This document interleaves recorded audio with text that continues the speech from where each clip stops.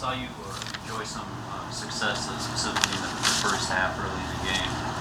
As you guys go through film, how much conversation is there between you and Nick? You know, if you really like something to, want to be able to run it again in practice, preparing for the Panthers. Yeah, I think regardless of what phase it is in the game, I talk about it all the time, the value of execution and being consistent in that. And I'm on to the Panthers, but we just want to score points. And we didn't punt the ball. That's a great thing, but we need to build off of that. We need to put points on the board and ultimately win games. So. Lane Johnson kind of welcomed you in to Philly in a way with the Oklahoma connection. How much are you thinking of him as he's going through some personal issues? I have a lot of love for Lane, and I've always had that. A lot of respect for him, and praying for him. He's in my heart for sure. Jalen, we've seen Greg Ward a lot in the red zone. What makes him an asset in that area of the field?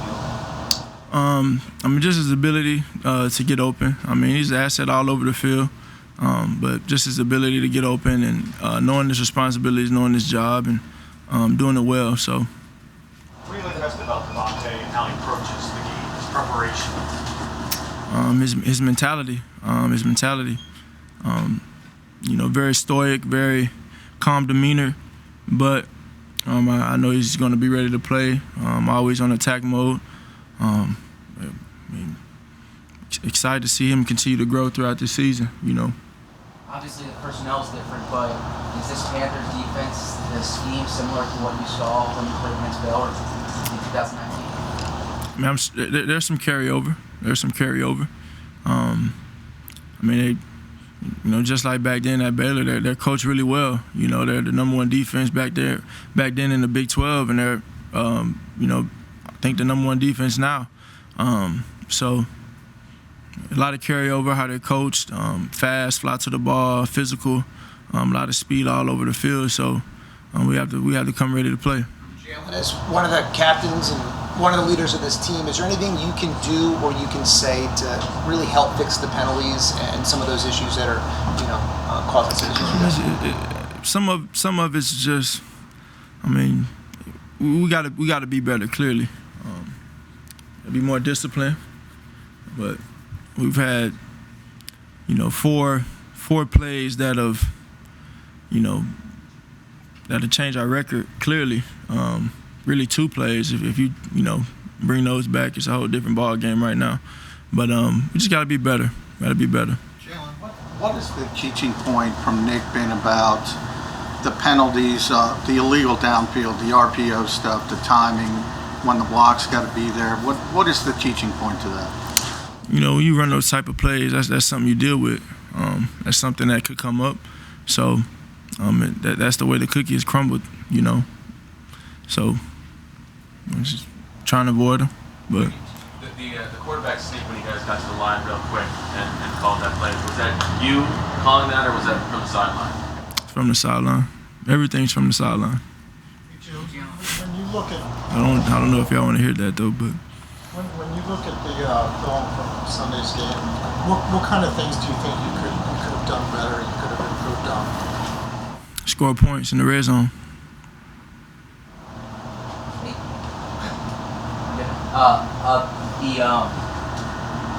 Both Nick and Shane spoke to us about us in practice using scramble drills. Is that something that can be worked on, or is that just your instincts taking? Anything can be developed and worked and enhanced. So I always say repetition brings confidence in it, and that's something we're going to rep more as it has come up over a 4-game period. So it's something that we're gonna work on for sure. You had a lot of career highs in that last game. You obviously lost. How do you look at when you get ready for this game? When you look back, do you look at the good things? Do you look at the bad? Where's your mind kind of focus on? I look at the win-loss record, and I want to win. So we're working for. That's what I'm working for. Jalen, Shane mentioned on those scrambling plays, he said a 5-sided dice, so he wants spacing from the guys if a play breaks down and you're scrambling out. And he said he might increase some of that. Has he spoken to you about that? No. We've seen Jalen Reagor get involved in some unique ways, whether it's the end around or screen passes. What makes him so effective in those situations? I mean, he's an electric player. He's an electric player. And, you know, he definitely has to make his plays and touch the ball and do those things. But, I mean, you see when he gets the ball in his hand what he can do, whether it be on the sweep or screen or man-to-man coverage, getting open, a kick return. So we got a lot of confidence in J. Reag, and I'm excited for him. I am. How have you seen the offense evolve since the season started to where you guys are now, like in what ways specifically? It's been 4 games. It's a short amount of time. I think I mentioned it earlier. I mentioned it last week about that identity and still fine-tuning and finding that and finding who we are.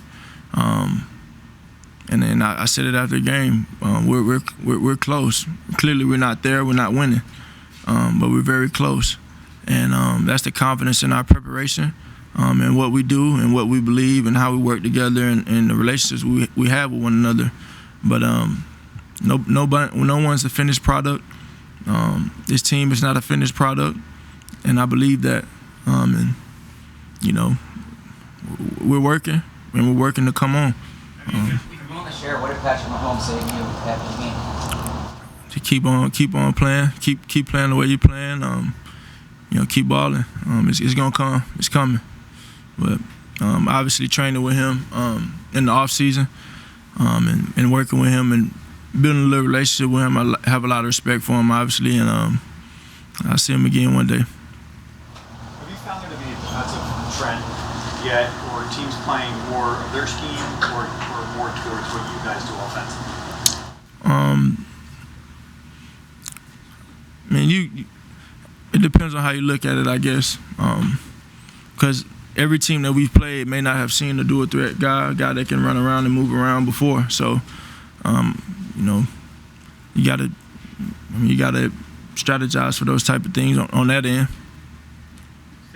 Kenny Gainwell didn't even play ball last year and has come in and contributed pretty early for you guys. What have you noticed from him, kind of behind the scenes? Same type of thing. You know, a guy just like Smitty, come in with his head down, learns, grows every day, and is intentional with it. But he's a sponge. He's soaking everything in, it excites me.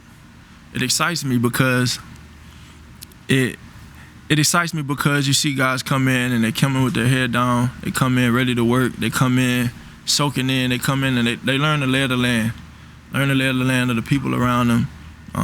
Build relationships with the people around them, and learn what they need to learn to succeed. And he's coming with that right mentality, along with Smitty and a lot of other first-year guys. So excited for him too. Jalen, you say you guys are close. What do you think specifically it's going to take for you guys to close that gap and be where you need to be? I score more points. Score points in the red zone. Take advantage of opportunities. Like I said, if we score points in the red zone, maybe, you know, if we score points in the red zone, we're sitting here in a different record, different all of that. But we're going to learn from it. We've learned from a lot to this point. Who am I to say we're not going to stop learning? We're going to continue to learn. We're going to continue to grow, and it'll click. When it does, it's going to be real pretty.